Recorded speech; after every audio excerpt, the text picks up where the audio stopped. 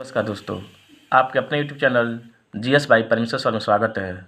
दोस्तों, आज इस वीडियो में बात करेंगे एसएससी जीडी परीक्षा 2025 के बारे में। जो 2025 में होने वाला है एसएससी जीडी की परीक्षा, उसके दृष्टि से बहुत ही इंपॉर्टेंट क्वेश्चन लेकर आया हूँ। तो आइए दोस्तों शुरू करते हैं। पागलपंथी विद्रोह कहाँ हुआ था? पागलपंथी विद्रोह कहाँ हुआ था? बंगाल में। कहाँ हुआ था? बंगाल में हुआ था। पूरे सार्वजनिक सभा की स्थापना कहाँ हुई थी? तो पुणे में। पूरे सार्वजनिक सभा की स्थापना कहाँ हुई थी? तो पुणे में हुई थी। दिसंबर 1929 में लाहौर में संपन्न हुए कांग्रेस के राष्ट्रीय अधिवेशन में कौन सा प्रस्ताव पास हुआ? तो पूर्ण स्वराज का प्रस्ताव पास हुआ था। दिसंबर 1929 में लाहौर में संपन्न हुए कांग्रेस के राष्ट्रीय अधिवेशन में कौन सा प्रस्ताव पास हुआ था? तो पूर्ण स्वराज का प्रस्ताव पास हुआ था। महात्मा गांधी किसे अपना राजनीतिक गुरु मानते थे? गोपाल कृष्ण गोखले को। महात्मा गांधी किसे अपना राजनीतिक गुरु मानते थे? गोपाल कृष्ण गोखले को मानते थे। भारत में समुद्री व्यापार केंद्र स्थापित करने वाले पहले यूरोपीय कौन थे? पुर्तगाली थे। भारत में समुद्री व्यापार केंद्र स्थापित करने वाले पहले यूरोपीय कौन थे? पुर्तगाली थे।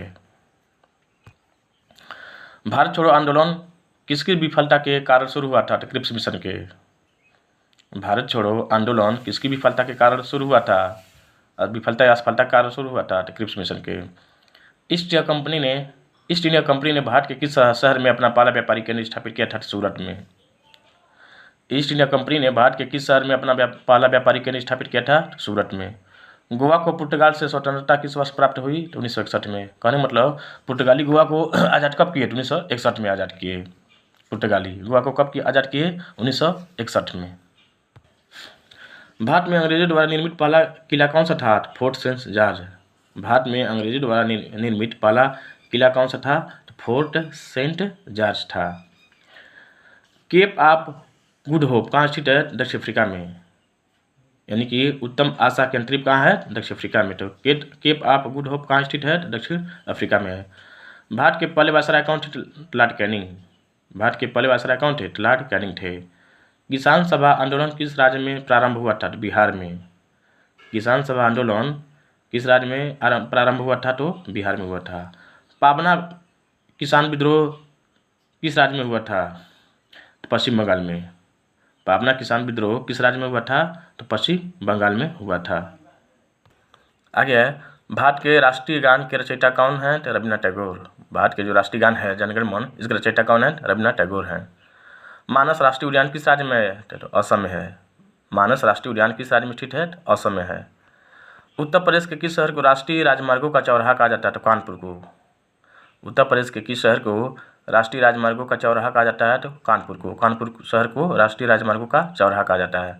झीलों की नगरी किस शहर को कहा जाता है? तो उदयपुर। यह राजस्थान में है। झीलों की नगरी किस शहर को कहा जाता है? उदयपुर, जो राजस्थान में स्थित है।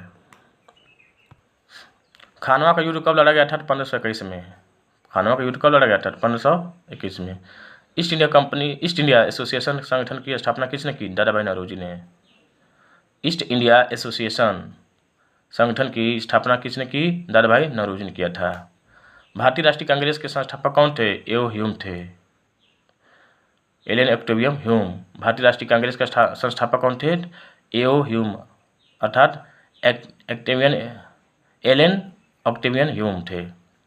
भारतीय राष्ट्रीय कांग्रेस के पहले अध्यक्ष कौन थे? डब्ल्यू.सी. बनर्जी। कौन थे? डब्ल्यू.सी. बनर्जी। इनका पूरा नाम है व्योमेश चंद्र बनर्जी है। भारत के विभाजन के समय भारतीय राष्ट्रीय कांग्रेस के अध्यक्ष कौन थे? जे.बी. कृपलानी। भारत के विभाजन के समय भारतीय राष्ट्रीय कांग्रेस के अध्यक्ष कौन थे? जे.बी. कृपलानी थे। भारत में पहला अंग्रेजी अखबार किसने प्रारंभ किया? जेम्स हिक्की ने। भारत में पहला अंग्रेजी अखबार किसने प्रारंभ किया था? तो जेम्स हिक्की ने किया था। भारत में प्रकाशित पहला समाचार पत्र कौन सा था? The Bengal gazette. भारत में प्रकाशित पहला समाचार पत्र कौन सा था? द बंगाल गजट था। भारतीय सशस्त्र सेनाओं का सर्वोच्च कमांडर कौन होता है? तो राष्ट्रपति होता है। भारतीय सशस्त्र सेनाओं का सर्वोच्च कमांडर कौन होता है? तो राष्ट्रपति होता है। अब आप वैसे भी भारत के पहले नागरिक कौन है? राष्ट्रपति हैं। किस अनुच्छेद के तहत राष्ट्रपति निर्वाचन का प्रावधान है? अनुच्छेद 55 के तहत। किस अनुच्छेद के तहत राष्ट्रपति के निर्वाचन का प्रावधान है? अनुच्छेद 55 के तहत किया गया है। यानी कि अनुच्छेद 55 में यह प्रावधान है कि भारत के राष्ट्रपति का निर्वाचन कैसे होगा। प्रधानमंत्री की नियुक्ति किसके द्वारा की जाती है? तो राष्ट्रपति के द्वारा। प्रधानमंत्री की नियुक्ति किसके द्वारा की जाती है? तो राष्ट्रपति के द्वारा ही की जाती है। किस प्रधानमंत्री का कार्यकाल 13 दिन का था? अटल बिहारी वाजपेयी का। किस प्रधानमंत्री का कार्यकाल 13 दिन का था? अटल बिहारी वाजपेयी का। तो अटल बिहारी वाजपेयी का कार्यकाल कितने दिन का था? 13 दिन का। तो दोस्तों उम्मीद करते हैं कि वीडियो आपको पसंद आया होगा। दोस्तों हम चाहेंगे वीडियो को शेयर कीजिए, लाइक कीजिए और सब्सक्राइब कीजिए। तब तक के लिए धन्यवाद।